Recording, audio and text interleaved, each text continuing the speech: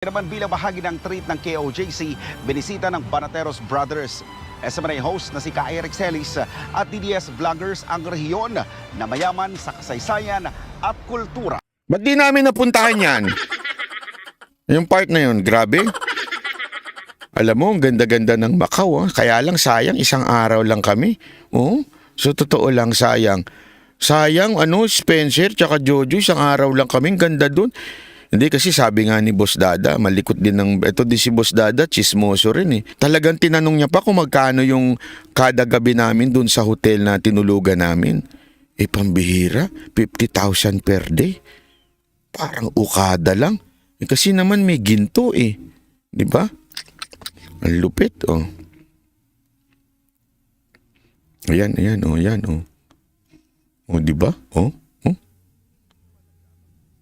Treat ng Kingdom of Jesus Christ para sa mga kaibigang vloggers, Banateros Brothers, SMNA hosts, and anchors sa Hong Kong trip nito dahil grabe ng grupo. Diyan kami kumain ng lunch. Nag-lunch kami diyan, alam nyo. Grabe mamahalin yung shipping nyo yan. Ang dami namin yan, oh. Ay, nako. Yan yung copyright. Ayan. Yun, lupit-lupit, grabe. Sino yun? Mga upaw yun, si Eric yun. Diba? Ayan. Look, grabe to alam mo to si Boss Dada, pinagtitinginan niyan dyan sa Macau. Kasi hindi nila alam na Pilipino si Boss Dada. Marami talaga kaming pinupuntahan. Yung mga babae ngang lumalapit, nung ibang hindi kami kilala, sinasabi, nagtataka sila na Pilipino daw si Boss Dada. Parang nayayamihan sila kay Boss Dada. Grabe. Tuloy. Yan yan yung hotel na 50,000 ayan may ginto kasi ayan Ang hotel na ito dahil ang flooring dapat diyan pumunta yung mga loyalista eh. 1 kilogram gold bar ang flooring nito. Amazing, diba? Amazing. Pero heto, isang espesyal yan, grabe yan dinner na yan ng KOJC sa mga bisita. Yung audio kasi nito eh. Wait lang. Grabe sino yun? Pogi no? Sino naman yan? Pakaway-kaway pa. Ano to? Taga ano? Yan. Welcome po sa Macau. Pastor, maraming salamat po. I love you. Wow. Full and great time. Thank you so much, Pastor. It's a great opportunity to be here in Macau in my lifetime. Wow. Thank you, Kingdom of Jesus. Pasensya na, hindi ako masyadong... may allergy kasi ko, saka masakit ang ipin ko. May allergy? So, medyo ito lang kukunin ko ngayon dahil masakit talaga ipin ko. Sakit. Grabe Walang lechon dito. Wala.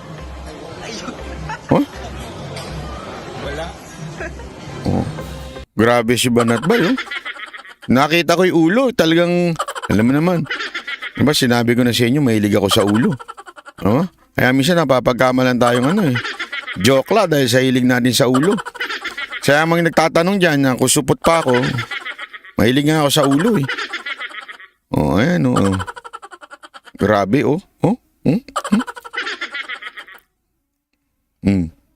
Ayan Kingdom. Bagaman, di sila kaanib nito.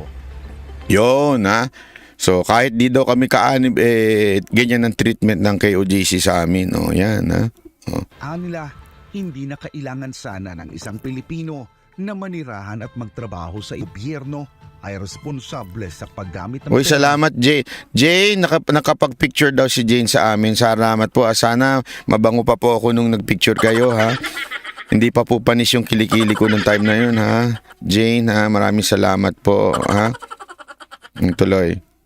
Isa mula sa maayos at mahusay na pamumuno ni Pastor Apollo C. Kibuloy.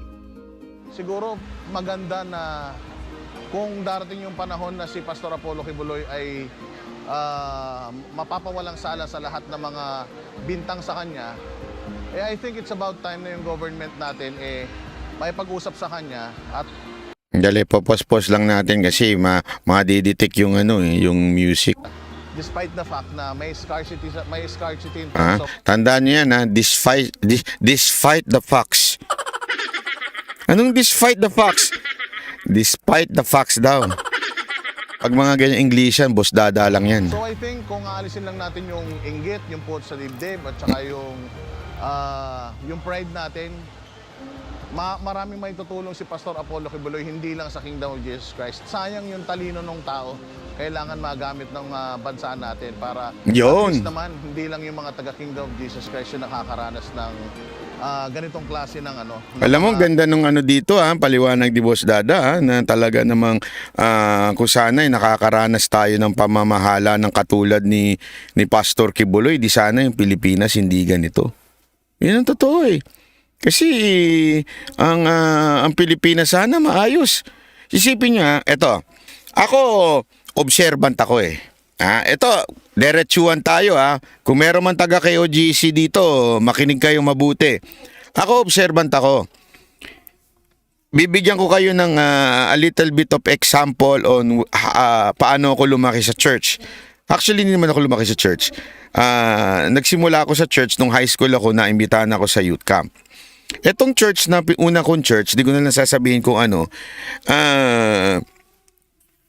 hindi to they preach, they believe in tithes, blah blah blah, pero hindi sila yung hard sell na kasi may iba-ibang church na nagka-hard sell pagdating sa tithes. Sila hindi.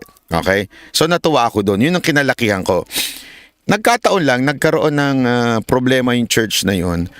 And eventually, lumipat ako kasi sila nagkaroon ng problema, nahati yung church. Naguluhan ako, so sabi ko, at saka at the same time nawala din ako noon, hindi ako nakapag-church. So anong nangyari, naganap ako ng church. Napunta ako sa isang mayaman na church somewhere in Alabang kasi tumira ako sa San Pedro. Nung nakita ko, medyo hard sell yung paghingi ng tithes. Sabi ko, hindi ko kursunada yung ganito. Oo. So hanggang nauwi ako sa CCF. Doon sa CCF, talagang nung nakita ko yung church building, na-amaze ako. Sabi ko, paano kaya nag-survive ang ganitong church na ganito kaganda? Siguro, matindi ang hingian ng ikapu dito. Alam mo yung ganun yung mind natin di ba? Minsan ganun Sabi ko, siguro matindi. Alam mo, walang hingi ang naganap.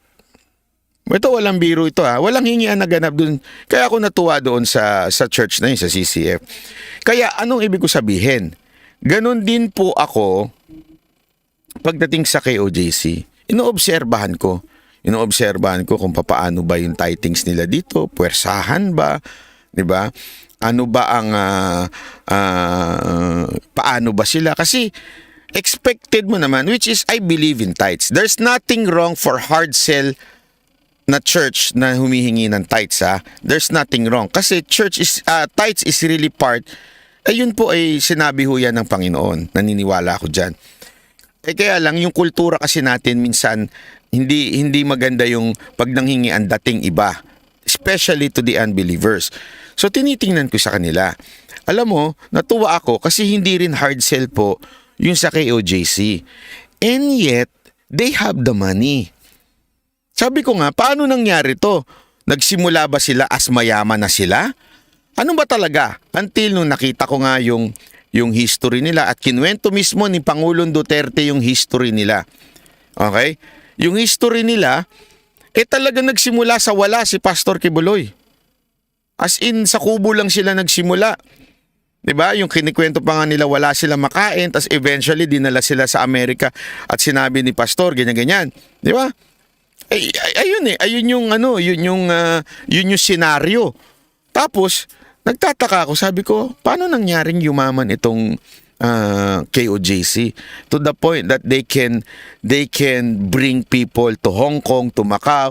They can bring their workers to the US, to different places. They have churches in other different places. Alam nyo kung bakit? Because hindi corrupt. As simple as that. Walang biro Kasi tandaan ninyo, in every church may pera naman talaga eh. Yung mga nagtatights, malaki ho yan. Bakit yung iba, parang nananatiling hindi maayos. At ang yumayaman lang yung pinuno. Sa KOJC, hindi ganun. Sa KOJC, talagang may tithes, although meron silang, kasi sinasabi nila, di ba, bakit si pastor, meron niyang, may jet yan, may ganito yan. Ginagamit nila yon for their work. For their workers. 'Di ba? Yung mga workers man nila nagbebenta man yung paano ba yun, yung masarap na pagkain. Sorry, nakalimutan ko na kasi hindi na ako kumakain ng sugar ngayon eh. So, alam mo, ginagamit nila As in makikita mo, nagkakaroon sila ng expanding from different churches, from different country. Yon, biskotso. Nagigets yung ibig ko sabihin? Ibig ko sabihin, tama yung sinasabi ni Boss Dada dito. Magaling mag-manage si Pastor Kibuloy. Nagagamit niya sa tamang paraan yung tithes na binibigay ng mga tao. Ganon yung KOJC. Kaya marunong mag-handle ng pera si Pastor Kibuloy. Ibinabalik din niya sa taong bayan. Binabalik niya sa mga kanilang congregation yung pera. 'Di ba kaya nga sila nagkakaroon ng mga events para sa mga bata, ginagawa nilang nung panahon nito noon na hindi pa inaakusahan si Pastor Kibuloy. Nakakapag sila ng parang Disneyland doon sa kanilang lugar. Kasi nga hindi ho sila una-una tapat ang mga membro nila sa pagtupad doon sa kanilang tithes. Kasi importante yan Importante ho yan. Yan ho ay utos ho ng Panginoon, hindi ho utos ni Pastor Kibuloy yan. Utos ho ng Panginoon yan na dapat sundin ng bawat Christian church. Ang punto lang, may iba na hindi ginagamit ng tama. Okay? Etong KOJC, ginagamit nila para sa members nila. Hindi lang ho yun. Ginagamit din po nila para sa mga hindi nga kami kabahagi ng church Pero bakit nila ginamit sa amin?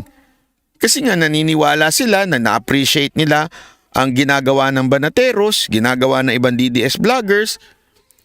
Bilang nag-host din sa SMNI, ipinapakita ho nila yun. 'Di ba? Sabi, member niya mga jet, galing sa members. Iyon na nga yun. At least ginagamit. Bakit saan ba ginamit yung jet?